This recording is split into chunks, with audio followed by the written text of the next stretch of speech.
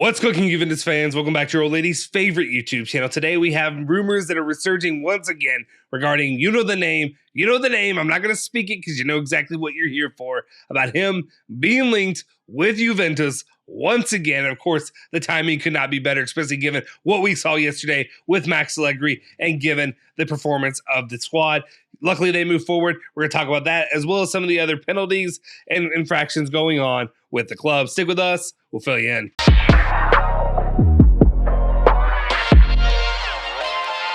Ciao ragazzi, welcome back to the Bianconeri Zone. My name is Justin Sofro, and of course I got your latest rundown of all things Juventus today. It's Friday, April 21st, 2023. Before we do anything though, do me a solid favor, smash that like button, hit that subscribe button, hit that bell icon to stay notified for all of our latest videos. Really quickly, I'm just going to go ahead and remind you guys to go ahead, do me a favor, slide on over here, hit that link in the description that's down below, or that'll be popping up on the screen right about now. And then if you could, do me a favor, go subscribe to the Now We Can Talk Like Men podcast. It's a separate podcast channel. We're going to be having a lot of fun talking a lot of different topics, maybe things that are not appropriate for the Juventus-based Bianconeri Zone channel that we have on here. But more importantly for you all, we're doing a giveaway on the channel once we get to 500 subscribers. It's a little bit of a road, but once we get to 500 subscribers, we will be giving away to the first 500 subscribers a chance to win a Juventus jersey. I guess it could also be a Louisville jersey, Kentucky jersey, whatever you please. But I'm guessing if you're here on the channel and you're popping over there to join me there,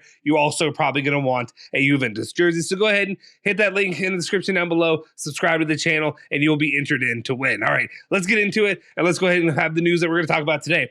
Obviously, yes, positive news for Juventus as they move forward in the Europa League. The reason I started there is because you know how I feel. If you've been on this channel for any span of time, you know how I feel about the Europa League. I would rather Juventus not win the trophy and just kind of move on and just like move forward with their season, focus on the more important things. But at the same time, it is nice to see them progress and, of course, be one of the 5 Italian teams that are representing the country well. Unfortunately, it's in the Europa League and not in the Champions League while you're over here sweating, looking at Inter and Milan, though I don't think they're going to have really much of a chance against, the powerhouse teams there in that final round.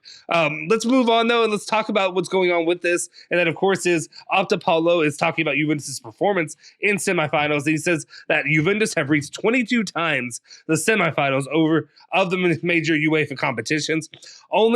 That's more than any Italian team, but only Real Madrid with 37, Bayern Munich 28, and Barcelona with 26 have reached more times in the round of the major UEFA competitions than the Bianconeri. So something for the club, obviously, to hang their hat on. Again, I would rather this be in the Champions League than to be in the NIT, if you will, the second tier of the Europa League, but it is what it is. We'll take it. I guess go win the trophy. Let's continue on, though. And one of the things, while there are positives to be taken from this, that Juventus continue to move on, it was an ugly game yesterday. Juventus did not look up to snuff, if you will. I feel like if they would have given up another goal, they would have been out and they would have been losing because I just don't see them recovering at that point in time. That being said, one of the things I think right now is an indictment of the performance of this club's team is their location and their play during the match. Alejandro put this together from SofaScore and literally showed the average location of each player throughout the match, and they got really comfortable not attacking, not moving it forward into that final third. And to me, it just shows the lack of guts, the lack of green to whatever you want to call it. It shows the lack of it when it comes to Juventus and the lack of ability and attacking threat that we don't have under Max Allegri and that we haven't had for a long time, if we're being honest. We're going to talk about the coaching situation. I don't know if I think a coaching change is needed. I don't know how much it's going to change because right now we've seen a repetition of patterns of ineptitude and ability through multiple coaches and multiple seasons right now. So I'm wondering how systemic this is and how quickly we can recover and get back to loving this team. We still love them, but, get back to loving them the way that we want to love them. Let's continue on, though, and talk about another player that could potentially be staying with the club. It seems all but done. Not all but done, but it seems like it's getting there at this point, and that is Milik. Mirko de Natale is reporting saying that concrete news on the redemption of Milik will begin to arrive from next week. It has been filtering optimism for some time now. Expected contacts and meetings between the parties, with agent likely to attend Juve and Napoli. So we'll see that probably come to fruition, and then we'll see Milik staying with the club. That also brings up the topic of Dusan Vlahovic, especially right now with his performances throughout the season and since he joined the club have not been up to snuff, have not been the guy that I'd really look to, that I really relied on, that I would really hope that he would be. And right now, it brings up the question. It begs the question: do you just stick with Milik and sell and make your money off of Dusan Vlahovic? That's an interesting one. You hate to see a player of his caliber go, but he's not playing at the caliber that he is. That the expectations are there for him, right? Moving on, though, talk about a player with low expectations. That, of course, is Lukaku of Inter. The reason we've been bringing it up on this channel is Sportface is saying the courts of appeal rejects the Inter's appeal.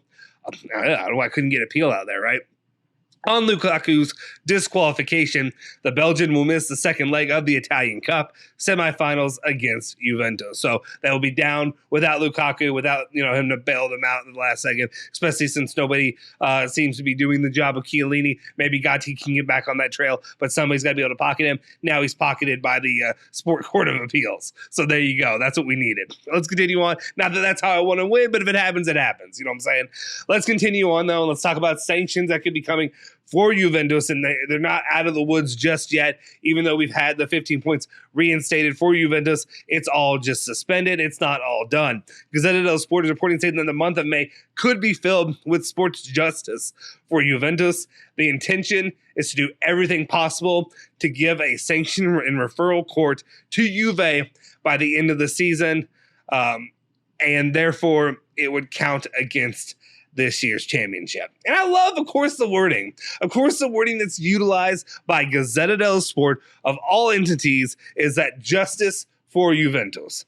Because they want to see Juventus get crushed. They want to see Juventus get hurt because they want to see their boys Inter and Milan get pushed back up in front of them. And they don't want to see Juventus be where Juventus deserves to be and where they should be. The only way that you see Juventus getting hurt is because they're getting being sanctioned by these corrupt officials with the FIGC and those involved with that hate Juventus, that hate your club, that hate to see you happy, and that do not want that for you. So that's the way I look at them, bleep Gazzetta dello Sport, and bleep everybody else involved. Serious news, though, going after that, though, is that basically what are we looking at? And we all kind of know the truth, and if we're being honest, we know what's going to happen. Sports media said, though, is reporting saying that Juventus will still risk a new penalty in the standings. We know that, although to a lesser magnitude, I forgot the L, than the last one. The Court of Appeal's first impression is a penalty between 6 to 9 points, which therefore would put a participation in next year's UCL at risk. And we all know what exactly is going to happen. My guy, everybody said it. I was going to say Julian said it, but everybody's been saying this, and everybody knows this to be true. This is what's going to happen for Juventus. We'll get to the end of the season. You'll be in there in about, week 38 or so, and that's when they'll come down with it, and they'll say, oh, well, Juventus is what? How many points ahead? They're in like third place, second place, whatever have you. They have how many points are they ahead of Inter or Milan? Well, if they're 5 points ahead, we'll dock them 6 points, and there you go. And then Juventus will be in fifth place. They'll get screwed over while Milan and Inter get a get out of jail free card, I guess. That's what's going to happen because you know that's what it's like to be a Juventus fan, and you know what it's like to be Juventus living in the world of the FIGC and living in the world of Italian football. It's corrupt. They don't care about you, even though you have earned all the respect and the honors and the accolades over the history of the club and over the history of the organization of Italian football. But this is the world we live in. I don't know what else to say. That's it.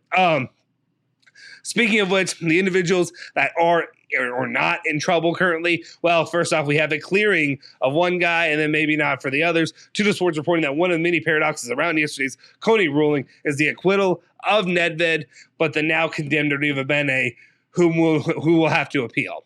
So Arrivabene, you're in trouble now, but before Nedved, he's clear, he's skating. But at the same time, all these guys, at least Nedved's gone. So when it comes to the guys that you're out of flux right now, when it comes to guys that are taking care of the club right now, and Arrivabene's in trouble, and you've got another guy who is out in the end, which will be right here. We're talking about Cherubini in his time with the club. Repubblica is reporting that currently disqualified due to the capital gains case involving Juventus. Cherubini will hardly remain in the employ of the Bianconeri club after the confirmation of the inhibition by the CONI Guaranteed College yesterday, would have practically put it into his career at Juve. So he's basically done, and it's just funny when I think about over the last few years. Maybe maybe we need to be a little bit. Maybe we need to sit back and be a little bit more realistic when it comes to some of these people that are in charge at Juventus. Maybe instead of buying in and dancing and supporting and loving up these guys who you don't bleep and know, who you've never met, and you want to act like they're the greatest, end all be all for the club. The leadership since Cherubini has taken over, and even though you had the issues with Fabio Paratici, has not been good. It's been lackluster since he's come. And of course, we see all the issues we've been dealing with. Maybe we don't need to buy in hook, line, and sinker to every person who's named to whatever, unless you know their history. Unless it's a guy like Alessandro Del Piero, who loves the club, cares about it, and who's going to do a good job with it. Maybe that's what we need to do right now, and not look at it like, we just love up all these guys, and then you look at what they've done with the club since they've taken over. So that's my issue, and that's my little soapbox real quick. But it is what it is. Looks like these guys are done, and right now we need a little bit more stability with the club, with the management, with the coaching, with the players, all of it right now. All of it's in disarray, and we need to get back to where we should be, and that's where it leads us to the most important and final point of the day, is the report by RMC Sport, who is saying that free since his departure from Real Madrid in May of 2021, Zinedine Zidane intends to find a club during the next offseason. The clubs likely to attract him are few, but one in particular has become his priority. A club he knows well, Juventus. So that is the news that I think a lot of us, it's definitely good news, good news for our ears if you're a Juventus fan and if you've been struggling. And I know at first I was all in on the Allegri train when it came to bringing him back in. I thought he was going to bring some stability, especially defensively, but instead of stability, it's been anything but that since his return. I would love to see what Zinedine Zidane can come in and bring to the club, especially giving his expertise and his success that he had while at Real Madrid. Only issue, though, is I'm just afraid anytime you go back in, I'm going to say he's not an older coach, but you go back to another coach, and I just don't know what kind of stability we're looking at, and then what are the other outside factors that are going to factor into it, and how quickly will people turn on him, or how quickly will the excuses start to be coming out. So I am cautiously optimistic about the idea of bringing in my guy Zinedine Zidane in the summer. A lot of things need to happen between now and then, fortuitously for the club, before that is to happen, and then also to make sure he has the correct pieces and the correct support within the system, so that way Juventus can be successful and we can get this ball back rolling. That's the only thing I'm really trying to say there. But good news. Hopefully he will be coming back to the club. That's just, obviously this is early. Take it with a giant grain of salt. But, we could use a little bit of positivity in a time that's been a little bit difficult for many Juventus fans out there right now. All right. That'll do it for this edition of the news. Let me know your thoughts and opinions in the comment section down below if you haven't already. Do me a solid favor, smash that like button, hit the subscribe button, hit that bell icon, stay notified for all of our latest videos. And just one more last reminder that you can go ahead and hit that link in the description down below to subscribe to the podcast channel that I am doing, the Now We Can Talk Like Men podcast. I've been editing the first video. It's kind of crappy, but it's our first video. It's going to be the worst thing we have. But more importantly, outside of the video, it's going to be that you guys can win. I have an opportunity and a chance to win a Juventus jersey of your choosing when we get to 500 subscribers. So make sure you do that. Hit the subscribe button. You'll be entered in to win right away. All right. Like I said, smash like, hit that subscribe button. You can follow me at Justin Sofero on Twitter. And of course, you can follow Bianchi on Twitter, Instagram, Facebook, all that good stuff. I don't know what Twittergram is. But anyway, that'll do it for today. See you guys. Forza Juve, Forza Bianchi. Say hello to your old lady for me.